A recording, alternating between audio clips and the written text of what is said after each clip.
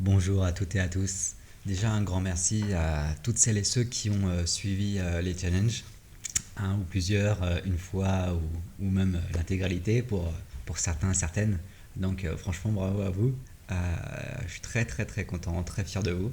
Et voilà, je voulais vous remercier. Et pour tous ceux qui ont laissé des commentaires, qui ont donné leur retour, etc. C'était très très intéressant. On va commencer sur une nouvelle série de challenges. On va aller crescendo jusqu'à la fin de l'année, voire plus, voire au-delà du temps. Donc là, les 21 premiers jours, donc ceux qui ne l'ont pas encore fait, vous pouvez aller jeter un petit œil dans les playlists. Il y a une playlist pour la respiration du feu, pour le cardio, grand écart frontal, grand écart latéral, Qigong, méditation, mudra, flexibilité de la colonne vertébrale. Donc il y a vraiment tout ce qui est pour moi les choses les plus importantes dans le développement personnel, développement physique, développement énergétique, vital euh, et, euh, et mental. Donc très important, enfin moi j'ai un point de vue qui est multidisciplinaire, multidimensionnel, multitemporel, si on peut dire. Donc j'ai besoin toujours de considérer l'entraînement comme étant intégral et intégratif de ces différents niveaux de notre constitution. Et ce qui fait que si on renforce la base, on va renforcer également chaque autre aspect de notre vie et ça va se traduire dans l'environnement, dans l'endroit où on vit, euh, de notre relation avec les gens, etc. etc., etc. Donc, euh, donc les 21 premiers jours, donc c'était 5 minutes pour chaque pratique, sauf pour la méditation qui était de 20 minutes. Ça, on va maintenir ça encore jusqu'en septembre à peu près. Après, on passera peut-être à 30 minutes. Mais 20 minutes, je trouve que c'est bien parce que c'est un bon dosage, autant pour les débutants que pour les intermédiaires, que pour les avancés. Euh, c'est quelque chose qui marche, quelque chose qui fonctionne, quoi. Voilà, pour tout le monde.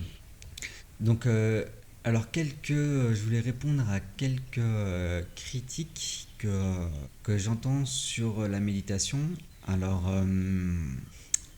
la plus grosse critique qu'on entend souvent, c'est ouais, je peux pas méditer ou j'arrive pas à méditer. J'y arrive pas. Alors, en fait, c'est quelque chose qui prend du temps. Euh, c'est pas du jour au lendemain. C'est vraiment pas du jour au lendemain. Euh, Si ça l'est, bah tant mieux, hein, franchement. Mais généralement, la méditation, c'est un entraînement. C'est comme, si vous voulez, on peut comparer ça à la flexibilité quelques instants. Euh, Par exemple, je prends un exemple personnel, faire le lotus, le loto. Donc croiser les jambes comme ça, l'une au-dessus de l'autre.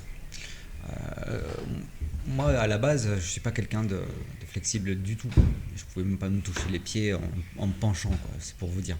Et le loto, le lotus, c'est une posture qui est considérée comme avancée. Alors, il y a même des gens qui disent que c'est une posture qui n'est pas faite pour les occidentaux, quoi. C'est une posture que pour les orientaux, parce que les occidentaux, ils sont différents. Non, non, c'est complètement faux. Ou alors vous pouvez pas faire ce genre de posture à cause de votre type de corps. BS, comme on dit en anglais. BS. C'est pas du tout. En fait, c'est simplement une question de travail, quoi, de constance, de régularité et de persévérance. Il faut persévérer. Et donc, ce qui me paraissait impossible au départ, donc faire le lotus, je l'ai réussi au bout de 3 mois et j'ai été commode et confortable au bout de 6 mois. C'était vraiment très douloureux à la base, hein, parce que comme j'étais pas du tout, je devais me faire force. Mais après ça part de ses fruits, parce que maintenant c'est très commode, c'est très agréable, ça met directement la posture droite et ça met une bonne statique, une bonne posture pour plein d'autres choses après. Et la méditation en fait c'est un peu la même chose. C'est-à-dire que quand on se dit ouais rester plusieurs secondes déjà sans penser c'est impossible, alors plusieurs minutes et être 20 minutes dans la même posture et, euh, et ne pas avoir ce flot de pensée c'est impossible. Alors en fait, ce que je dirais à ça, c'est que en fait, la méditation et le fait de ne plus penser, c'est plus la conséquence. C'est là où on arrive quand on médite. Parce que on commence pas avec un état de calme mental total. Parce que sinon, on serait déjà en état méditatif. Donc en fait, pour arriver à cet état méditatif, il faut simplement se concentrer chaque fois un petit peu plus sur sa respiration, sur les sensations externes, sur les bruits, sur les sensations internes, sur les bruits externes, sur la température, le chaud, le froid, l'interface entre la peau et le monde extérieur, le monde intérieur, etc. C'est plus que d'être au niveau du mental et de chasser les nuages, c'est plus habiter l'ensemble du corps, l'ensemble de l'interne et l'ensemble de l'externe. En fait, c'est une concentration. C'est pour ça que avant d'arriver à la méditation, il faut arriver à la concentration. Donc en fait, méditer, c'est un exercice de concentration au départ. Enfin, même toujours d'ailleurs, mais on va dire que c'est vraiment le focus qui est important. Donc se concentrer, on peut le faire assis en posture méditative, mais on peut le faire également dans d'autres postures, appelées asana. C'est-à-dire des postures, tout type de postures en fait. En fait, une asana, à la base, ce que je dis peut être controversé, mais enfin au jour d'aujourd'hui, parce que voilà, le yoga c'est devenu tout et n'importe quoi, mais à la base, une asana, c'est une posture sur laquelle on peut méditer sur l'infini. Voilà, donc c'est une posture dans laquelle on peut s'extraire du temps. Et la méditation, au-delà du fait de ne pas penser, c'est le fait de s'extraire du temps. Ça, c'est très important. C'est très important parce que on se rend compte vraiment qu'on est dans un état méditatif quand on change de temporalité. Le temps s'écoule plus de la même façon. Donc pour arriver à ça, c'est vraiment se concentrer. C'est vraiment la concentration. Concentration sur le cœur, la respiration et tout ça. Donc la concentration, euh, elle peut être facilitée justement, comme je disais, par certaines postures. Et dans le cadre de la méditation que tout le monde peut faire, c'est pour ça que j'ai pris cet angle-là pour le challenge de 21 jours de méditation, mais qu'on va prolonger en fait. Mais c'est pour ça que j'ai pris les mudras, parce que les mudras, c'est quelque part, c'est des asanas des doigts, quoi. C'est des gestes, des postures des doigts. Donc tout le monde peut faire ça, vraiment tout le monde. Sauf si vous n'avez pas de main, mais sinon tout le monde peut le faire. Et donc c'est là où c'est là en fait où il y a des gens que ça leur plaît pas parce qu'ils vont dire ouais, c'est pas fait pour tout le monde, faut faire attention, c'est du New Age, c'est une secte, c'est démoniaque, enfin vraiment de tout, on entend vraiment de tout et n'importe quoi. Alors qu'en fait c'est simplement votre corps, c'est ce que votre corps en fait c'est ce que vous en faisiez quoi. C'est les mudras. Imaginez que vous ayez des canaux énergétiques. Enfin, pas besoin d'imaginer parce on les ressent avec la pratique, surtout la pratique de Qigong. Mais imaginez que ce sont des circuits électriques. Donc là, j'ai le circuit A, le B, le C, le D, E. Voilà, donc j'ai mes circuits électriques. Lorsque je combine un circuit avec un autre, eh bien, je vais obtenir différentes réponses neuroélectriques. Donc, en fait, la position des doigts, des mains, etc., c'est quelque chose qui est très développé dans les sciences énergétiques occultes et anciennes, mais qui en fait qui est très très très en avance. Ça, c'est une science qu'on va découvrir dans peut-être 200 ans, 500 ans dans le futur, où on aura la technologie pour pouvoir voir les effets directement dans le corps énergétique, dans le corps éthérique, dans l'aura du changement justement des configurations des mains. Donc les mudras sont extrêmement puissants et sont extrêmement simples. Enfin, c'est pas facile à maintenir, qu'on s'entende. Il y a des mudras qui sont durs. L'année dernière que j'ai fait, c'était non, je ne sais plus le nom, un truc où tu le maintiens comme ça, c'est pas facile, hein. Putain d'insectes. J'aime pas les insectes. Enfin, en tout cas, ceux-là. Qu'est-ce que je disais? Ouais, donc les mudras, donc c'est pas forcément facile, mais c'est extrêmement simple. Et dans cette simplicité, beaucoup de gens ils trouvent des excuses. Parce que quand quelque chose est simple et efficace et qu'on ne le fait pas, bah si on ne le fait pas, on a besoin d'excuses pour le justifier. Et les excuses, c'est des trucs qui sont assez bancals en fait. Parce que dire que ça n'existe pas, que l'énergie n'existe pas ou que c'est pas prouvé scientifiquement, bah déjà si hein, c'est même une science qui a des milliers d'années, qui a été faite par des milliers voire des millions de personnes. Donc je sais pas ce qu'il vous faut en fait. C'est quelque chose qui a été pratiqué pendant des générations, des générations et, euh, et qui s'observe par la simple expérience en fait. Parce que si on fait l'expérience de ça, et ben, au bout d'un moment on va sentir les choses et on va les voir arriver. Donc dire que c'est une croyance, moi je dirais que c'est également une croyance de croire que ça ne marche pas. En fait. Vous voyez ce que je veux dire? Donc il y a ceux qui croient, il y a ceux qui ne croient pas, il y a ceux qui croient ne pas croire, et puis il y a ceux qui font, et quand ils le font, ils n'ont plus besoin de croire ou de pas croire. Ils savent, parce qu'ils en ont fait l'expérience. Donc c'est pour ça que je vous invite à faire de l'expérience de tout ceci. Il y a peut-être des choses qui vont pas marcher, d'autres qui vont marcher de manière extraordinaire. On ne sait pas. Il faut tester soi-même. Il faut toujours tester soi-même. Mais il ne faut pas avoir peur de son corps ou de trucs qu'on fait avec nous-mêmes. On n'est pas en train de faire une invocation ou un truc bizarre. On est simplement en train de faire un exercice énergétique. Donc voilà, il ne faut pas avoir peur. Tout ce qui est énergétique n'est pas New Age. Là, quand on parle de ces techniques-là, c'est des trucs qui ont des milliers d'années, quoi. Enfin, les classiques, par exemple, de yoga, la Hatha Yoga, Pradipika, ou trucs comme ça, c'est des trucs qui ont un millier d'années. Donc c'est pas un truc New Age. Un truc New Age, c'est un truc où on va, je sais pas moi, invoquer des anges, des extraterrestres ou des entités.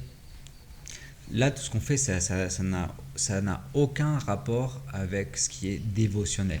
D'accord? Il n'y a pas de dévotion, il n'y a aucune dévotion là-dedans. Une dévotion à soi-même, on pourrait dire. Une dévotion à la personne qu'on aimerait être, tout simplement. Voilà, donc la première critique, c'est ouais, j'arrive pas à méditer, mais voilà, faut simplement apprendre à se concentrer, quoi. Et c'est pour ça que si on se concentre sur un mudra, bah, c'est un outil qui nous sert à méditer. On peut se concentrer sur une posture, etc. etc. Donc ça, c'est le premier point. Le deuxième point, ouais, c'est New Age ou c'est sectaire ou je sais pas quoi. Ça n'a rien à voir. C'est comme si on dirait ouais, faire des pompes, faire des squats, c'est New Age, tu vois. Ça n'a rien à voir. Enfin, petite parenthèse rigolote. Pour moi, le CrossFit, par contre, c'est New Age. C'est du sport qui est assez New Age parce que c'est ça part dans tous les sens. Mais il y a des trucs qui sont sympas à faire. Dans le CrossFit, ce qui est bien, c'est l'entraînement au Tabata. C'est l'entraînement intense et à intervalles. Ça, franchement, c'est vraiment un truc qu'a diffusé le CrossFit et qui est génial. La temporalité du CrossFit est géniale au niveau du cœur, des exercices, etc. Après, les exercices en eux-mêmes sont discutables. Il y en a de très très bien et il y en a d'autres qui sont assez farfelus. Donc voilà, mais ce qui veut dire, ce que je comprends les gens qui regardent les mudras et qui disent ouais, c'est quoi ce truc farfelu. C'est comme ça me fait la même effet quand je regarde le CrossFit. Donc voilà, et qu'est-ce que je voulais dire? Ah oui, le troisième truc, ouais, ça marche pas pour tout le monde, c'est pas forcément pour tout le monde, la méditation. J'ai du mal à croire que ce soit pas adapté pour tout le monde.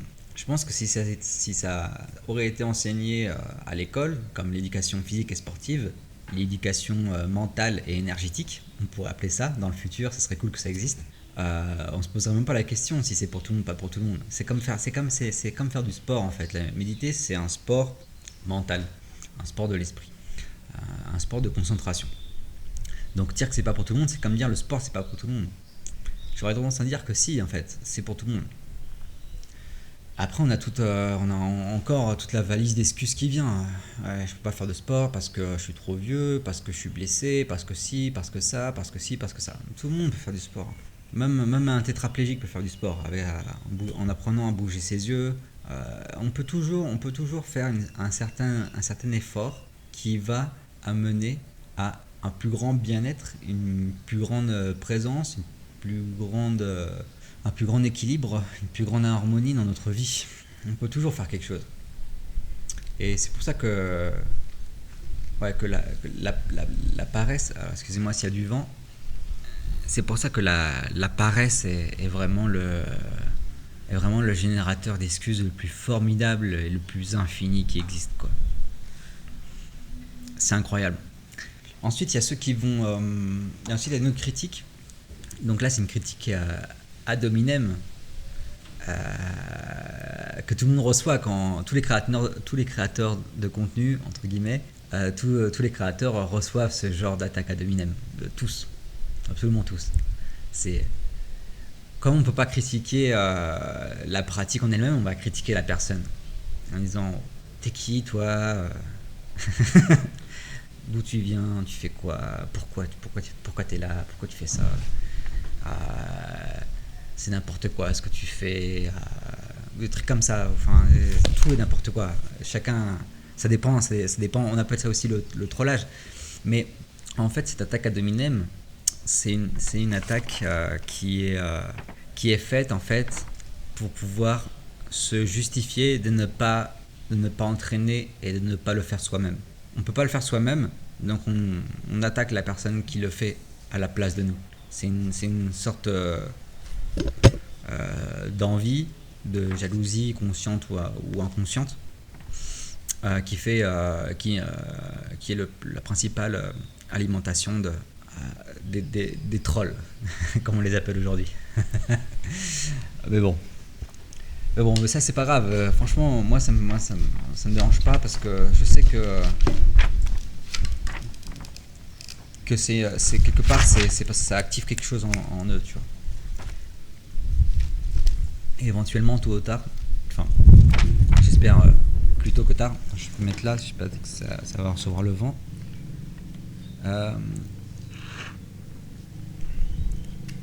Éventuellement tôt ou tard on a ce qu'on appelle l'éveil. Et les gens arrêtent de critiquer et commencent à le faire. Et après se rendre compte qu'ils étaient des gros beaufs. Voilà. Donc, oui, c'est très. Après, je comprends aussi parce que tout ce que je propose sur la chaîne, c'est très insolite. C'est très insolite. On n'est pas dans le cadre en fait. Jamais été dans le cadre. Donc c'est une autre forme d'entraînement, c'est une autre approche, même les entraînements physiques que vous allez peut-être pu voir dans la chaîne, c'est des trucs, c'est différent, Donc voilà, donc moi ça m'intéresse, tout ce qui est différent m'intéresse, tout ce qui est conformité m'intéresse moins parce que c'est du déjà vu, quoi. Moi j'aime bien la nouveauté, l'innovation, tout ça. Donc pour revenir au sujet, donc le sujet c'était la méditation, c'est pas pour tout le monde. La méditation, si c'est au final c'est vraiment pour tout le monde. Il y a plusieurs formes, vous n'êtes pas obligé de faire des chinoiseries avec vos mains comme moi, mais méditer c'est très important, ça change vraiment la vie. C'est une question de taux vibratoire. Donc extrêmement important la méditation, extrêmement important. Donc on a commencé donc ces 21 jours avec différents challenges. Donc le cardio, très important, c'est le meilleur remède au stress. La flexibilité de la colonne vertébrale, la flexibilité de la colonne vertébrale, c'est quelque chose qui va développer le système nerveux, mais d'une force incroyable. L'ouverture du cœur, tout ça, machin, c'est assez incroyable. La flexibilité de la colonne vertébrale, c'est quelque chose, franchement, qui n'est jamais abordé à sa juste valeur. C'est pour ça que je vais vraiment bombarder YouTube sur ça, parce que c'est comme un je sais pas, comme un interrupteur en fait, comme plusieurs interrupteurs, quoi. Chaque fois que la colonne s'ouvre, on va appuyer sur des nerfs, on va tirer d'autres nerfs, littéralement, hein, au niveau de la colonne. Et donc, quand on fait ça, il y a des nouveaux circuits qui s'établissent, il y a la neurogénèse, il y a plein de choses qui se passent. Et c'est quelque chose qui est très peu connu en fait. Très peu connu. Il y a ceux qui pratiquent le yoga, mais à un très haut niveau, parce que généralement, même dans les cours classiques de yoga, il y a pas beaucoup d'exploration de la flexibilité de la colonne vertébrale. En Ashtanga Yoga, si. Euh, c'est Kundalini Yoga, par contre, oui, parce qu'il y a beaucoup de trucs il y a beaucoup de trucs de colonne vertébrale avec des respirations, c'est vraiment génial. Ce qui est pas cool avec le Kundalini Yoga, c'est tout l'aspect dévotionnel, mantra, Hare Krishna, Guru Guru, Sri Sri, Guru Guru. Euh, ça, franchement, franchement, ils auraient pu éviter quoi. Euh, ils sont partis trop loin. En fait, le Kundalini Yoga, ce qui est très bien, c'est les kriyas, les pranayama. Kriya, pranayama et tout ce qui est exercice de colonne vertébrale, avec respiration du feu, tout ça. Franchement, c'est ce qu'il y a de mieux à prendre. Tu vois, comme dans le crossfit, je prends le tabata, je prends je sais pas, le deadlift, le soulevé de terre, je prends quelques exercices d'abdos, et je laisse tout le reste. Ouais, voilà. Et bah, de la même façon, en Kundalini Yoga, je prends le pranayama, je prends la flexibilité de la colonne vertébrale qui est travaillée d'une manière unique, qu'on ne trouve pas dans d'autres styles, euh, et je balance le reste. Donc, comment on est arrivé là? Ouais, pour parler du cardio, donc ouais, la respiration du feu, franchement, c'est fantastique, hein. C'est vraiment fantastique. C'est pour ça que dans le challenge qui suit, de 30 jours, on va pratiquer beaucoup la respiration du feu, encore plus, et on va l'intégrer dans des postures. Donc là, j'ai choisi de la pratiquer avec les postures de grand écart. Donc je vais appeler ça flexibilité du bas du corps, parce que grand écart, ça peut faire peur en fait. Surtout si on est si on n'a jamais fait de sport, si on est âgé, tout ça, on va dire oulala, le grand écart, c'est pas pour moi. Alors qu'en fait, c'est pas faire le grand écart dans le but de faire le grand écart, de faire une belle photo Insta, tout ça. C'est pas du tout ça. Le grand écart, c'est vraiment enfin, moi je le vois comme ça en tout cas, le grand écart aussi mental, quoi. Un grand écart qui permet de saisir les polarités opposées. C'est comme ça que je vois le grand écart. Donc autant face à soi et en arrière, quoi. Pouvoir toucher les deux polarités de la boule du yin-yang, quoi. Enfin voilà, c'est assez graphique. Donc c'est pour ça que si on ajoute la respiration du feu à ça, parce que ça c'est des postures qui peuvent être un peu douloureuses, qui sont très plaisantes et à la fois douloureuses. En fait, au départ, ce sont des voies nerveuses dites nociceptives, les voies de la douleur. Et plus on pratique la flexibilité, la souplesse, tout ça, plus ces voies nerveuses se transforment de nociceptives à libidineuses. En fait, la douleur de l'étirement devient littéralement du plaisir. Et on peut arriver à des états d'extase avec des étirements.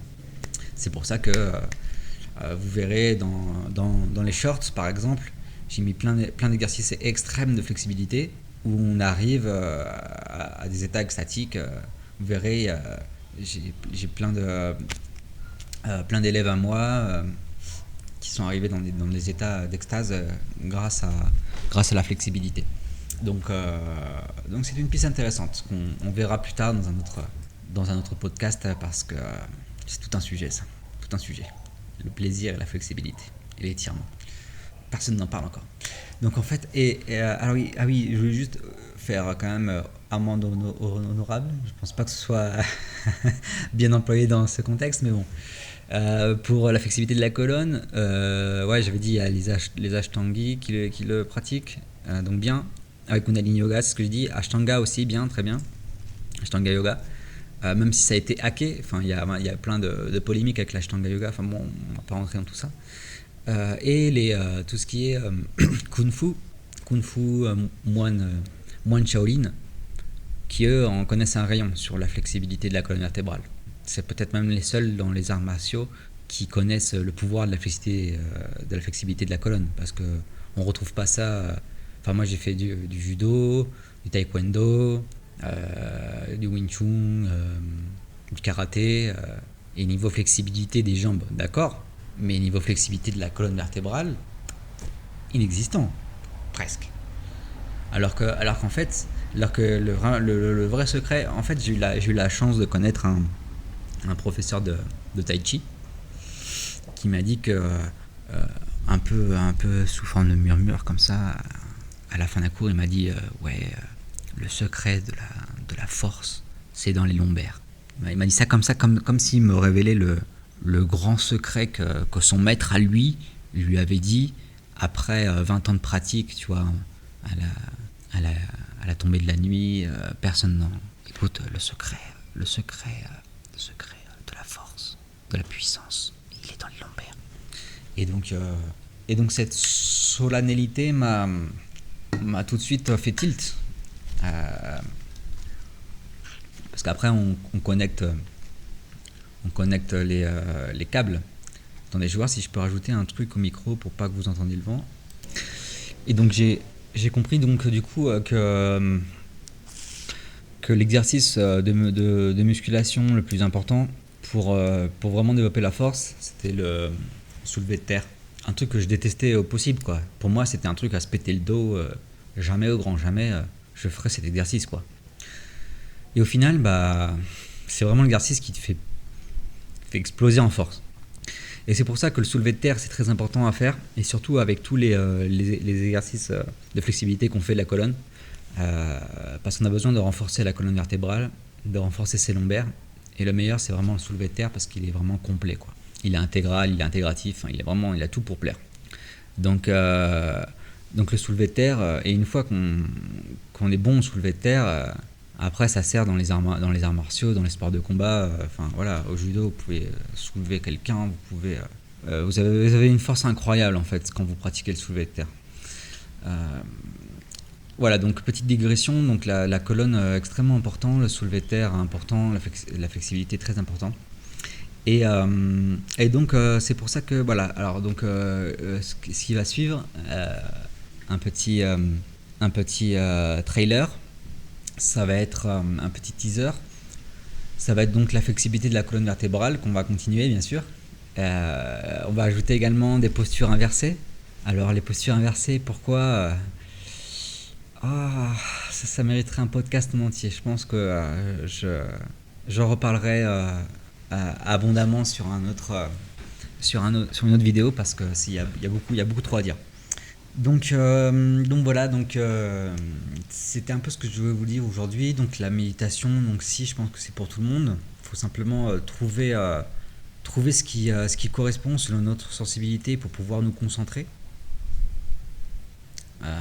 Ça peut même être un gong récurrent, ça peut être du tambour, ça peut même être du cardio. Parce que le cardio, à partir d'un certain nombre de minutes, 20-40 minutes, on entre en transe et on entre dans une sorte d'état méditatif où le temps commence à s'échapper. Donc on peut arriver à la méditation par les épreuves d'endurance, bien sûr, ou par comme je disais avant, des asanas ou des postures même de force, d'isométrie. Donc très intéressant comme approche pour les gens qui ont du mal à méditer, d'essayer de le faire dans d'autres postures. Donc la musculation,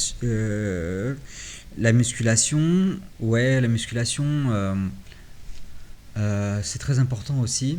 Quand je dis musculation, je dis pas forcément musculation en salle avec machine, hein, même si c'est très bien.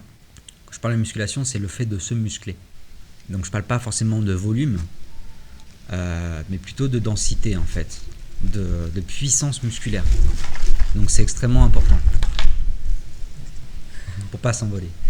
Attendez une seconde. Bon, j'espère que le vent ça va aller, hein, sinon je vous prie de m'excuser. Donc la musculation c'est vraiment pour tout le monde, vraiment pour tout le monde. Et c'est pas, encore une fois, c'est pas forcément la musculation en salle, c'est n'importe quel type de sport. Quand je dis musculation, c'est se muscler avec n'importe quel type de sport. Très important. Très très important. Vous voyez,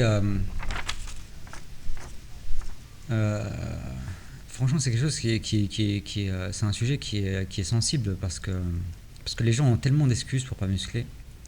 Un de mes meilleurs amis, On m'a sorti une fois, ouais, mon médecin il m'a dit que j'avais, je sais pas, une scoliose ou un truc comme ça, euh, et enfin, le médecin lui avait dit qu'il pouvait plus s'entraîner en fait.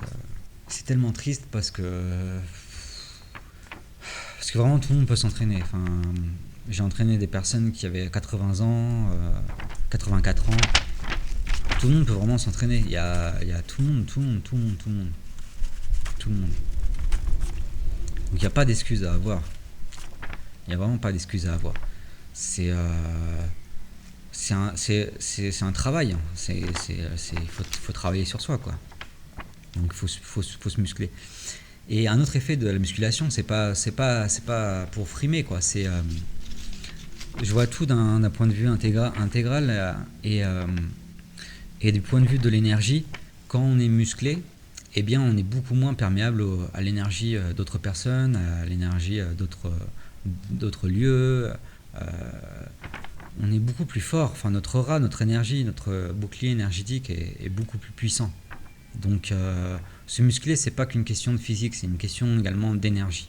Et si on parle de bien-être, évidemment, tous les sportifs vous le diront, après une séance de sport, on se sent bien, tout simplement. Et si on se sent aussi bien, et que ça fait autant de bien, c'est que c'est vraiment quelque chose qu'on doit faire, nous, humains, sur Terre, dans notre corps matériel.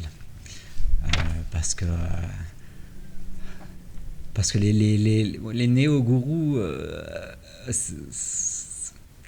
qui ont des capacités cognitives, mais qui font pas de sport, pour moi, c'est la même chose que les bodybuilders qui font pas de sport mental, qui sont teubés, qui apprennent pas. Vous voyez un peu le rapport. D'un côté, on a les mecs fitness et les meufs fitness qui supposément, parce que c'est aussi un cliché, parce qu'en fait ils sont pas aussi teubés que ça, mais dans l'inconscient collectif, on associe les Ken et les Barbie à des gens complètement cons, super sportifs mais super cons, et t'as les gens qui sont super intelligents mais qui sont super flasques, qui sont super super nuls physiquement. C'est vraiment un énorme déséquilibre. Et qu'est-ce qu'il faut faire? Il faut tout simplement s'entraîner pour être meilleur physiquement et s'entraîner pour être meilleur mentalement. C'est tout con. Enfin, voilà. Après, on peut trouver des excuses, dire que voilà, moi je peux pas, j'ai pas le temps, je suis pas en forme, je sais pas quoi. Mais ça restera des excuses. Enfin bon, on va partir sur une meilleure note.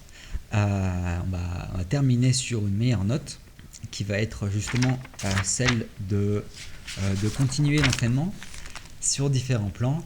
Donc la flexibilité du bas du corps, la flexibilité du haut du corps, la respiration, la méditation, la musculation et on continue tout simplement. On vient juste de commencer. Il y a beaucoup à faire. Il y en a pour je vais pas vous dire pour combien d'années, parce que pour combien de temps, mais perdez pas le train. On commence tranquille pour arriver à des trucs assez fous, quoi, qui sortent du cadre. Donc merci à vous d'être resté jusqu'ici, et je vous dis à très bientôt pour de nouvelles pratiques.